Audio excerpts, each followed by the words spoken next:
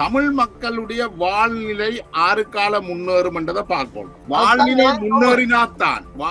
முன்னேறினாத்தான் அவர்கள் தங்களோட உரிமையை தக்க வச்சுக் கொள்ள முடியும். நாங்கள் வாழ்நிலையை முன்னேற்றாமல் உரிமைகளை தக்க வச்சிருக்கலாது. 16 ஆண்டுகள் உங்களுக்கு தரப்பட்டது. அந்த 16 ஆண்டுகள்ல எந்த அபிவிருத்தியும் இல்ல.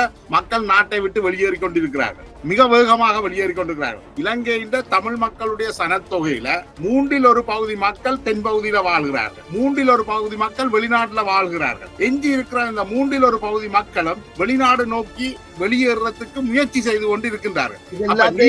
நீங்கள் இந்த மக்களை, அந்த மண்ணை வடக்கு கிழக்க வந்து தமிழ் மக்கள் இல்லாத சூனிய பிரதேசம் ஆகிறதுக்கு தான் இந்த போலி தமிழ் தேசியம் வேலை செய்து கொண்டிருக்கு. தங்களுடைய வாழ்க்கை காலம் முழுக்க எதையாவது அனுபவிச்சு 4 சூப்பர் மார்க்கெட்டையும் 15 பாரையும் திறந்துட்டு தங்களோட அதை அழிச்சு கொண்டு போறார்கள். அதுக்குத்தான் தமிழ் தேசியம் வேலை செய்யுது.